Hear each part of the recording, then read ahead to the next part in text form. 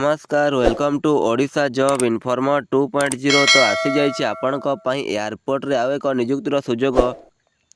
आपण जदि एही एयरपोर्ट नियुक्ति आवेदन करने को चाहूँगी ताहले आपण एही वीडियो को शेष पर्यंत देखंतु। मु एही वीडियो रे एही रिक्वायरमेंट रो एज लिमिट कौन रहिबो, कैटेगरी को कैटेगरी पई केते पोस्ट अछि, सैलरी केते रहिबो, लास्ट डेट केबे अछि, हाउ टू अप्लाई केमिति आवेदन करि पारिबे, डॉक्यूमेंट को डॉक्यूमेंट लगे, सिलेक्शन प्रोसेस कौन केमिति रही अछि मु आपनको सब एही वीडियो रे जणेदेबी। तो प्रथमे आपण गूगल को ओपन करिवे। गूगल को ओपन कर सारा पर आपण गूगल रे www.aera.government.in सर्च करिवे। सर्च कर सारा पर आपण को गोटे वेबसाइट देखा जाउथबो जो लिखाई थो Airport Economic Regulatory Authority of India. आपण एही लिंक ऊपर क्लिक करिवे। AERA रिक्वायरमेंट 2025 रो डिटेल गुडी को देखा गले ऑर्गेनाइजेशन नेम टी रहिबो आपणक Airport Economic Regulatory Authority of India AERA तरफरु। जॉब लोकेशन आपणक न्यू दिल्ली रे रहिबो। पोस्ट नेम गुडी को देखा गले आपणक JRA टेरिफ पोस्ट रहिबो, कंसल्टेंट टेरिफ पोस्ट रहिबो, जूनियर कंसल्टेंट रेगुलेटरी पोस्ट रहिबो। टोटाल वैकेंसी आपन को 9टी रही अछि। मोड ऑफ एप्लिकेशन आपण ईमेल माध्यम रे किंबा पोस्टल माध्यम रे आवेदन करि पारिबे। टाइप ऑफ जॉब आपण को कॉन्ट्रैक्चुअल बेसिस रे रहिबो। लास्ट डेट देखा गले आपण को 7 जनवरी 2026 लास्ट डेट रही अछि। ओ ऑफिशियल ईमेल देखा गले estrectti@aera.government.in आपण एही ईमेल आईडी रे निजर डॉक्यूमेंट गुडी को पठै कि आवेदनटी करि पारिबे। पोस्ट वाइज वैकेंसी डिटेल्स देखा गले आपण को जूनियर रिसर्च एसोसिएट रे आपण को 3टी पोस्ट रही अछि। कंसल्टेंट टेरिफ रे आपण को 3टी पोस्ट रही अछि।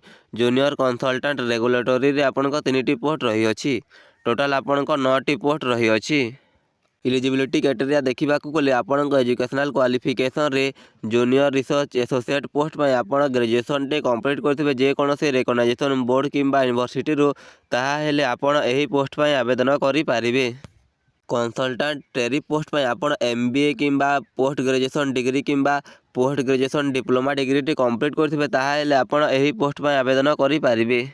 जूनियर कंसल्टेंट पोस्ट में आपण जे कोनोसी रिकॉग्नाइजेशन बोर्ड किंबा यूनिवर्सिटी रो ग्रेजुएशन टे कंप्लीट करथिबे, ताहा हेले आपण एही पोस्ट में आवेदन करि पारिबे। एज लिमिट देखा गले आपण JRA और जूनियर कंसल्टेंट पोस्ट में मिनिमम एज 18 वर्ष रही अछि और मैक्सिमम एज 35 वर्ष रही अछि। और कंसल्टेंट पोस्ट में मध्य मिनिमम एज 18 वर्ष रही अछि और मैक्सिमम एज 45 वर्ष रही अछि। Age relaxation as per government हिसाब रे जदि आपण ST किंबा SC थिबे ताहेले आपण को 5 वर्षर एज रिलैक्सेशन दिया जिवो और आपण OBC हेतिले आपण को 3 वर्षर एज रिलैक्सेशन टी दिया जिवो। सैलरी गुडी को देखा गले जोटा आपण को जूनियर रिसर्च एसोसिएट पोस्ट अच्छी से आपन को पर मंथ 75,000 टंका सैलरी दिज्व। कंसल्टेंट पोस्ट में आपन को 1,00,000 टंका पर मंथ सैलरी दिज्व और जूनियर कंसल्टेंट पोस्ट में आपन को 75,000 टंका पर मंथ सैलरी दिज्व। How to apply for AERA requirement 2025 आपण एही पोस्ट को केमिति आवेदन करि पारिबे।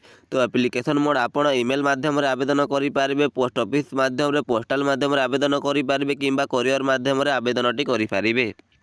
आपण ईमेल माध्यम रे आवेदन करबा को चाहछन्ती तो मु आपण को पूर्वर जणे देथिली कि जो ईमेल आईडी देथिली आपण को से ईमेल आईडी माध्यम रे आपण आवेदनटी करि पारिबे।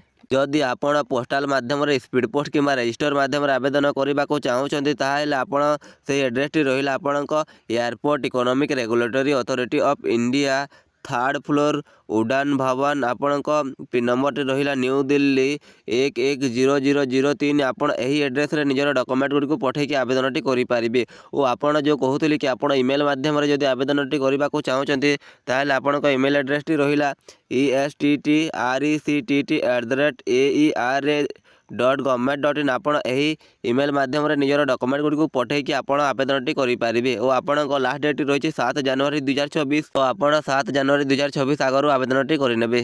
आपण को एही वीडियो रे किछि इन्फॉर्मेशन मिलिथबो ताहेले आपण एही वीडियो टी को लाइक करि कि हमर चैनल टी को सब्सक्राइब करि देबे एमिति जॉब रिलेटेड वीडियो देखिबा पई।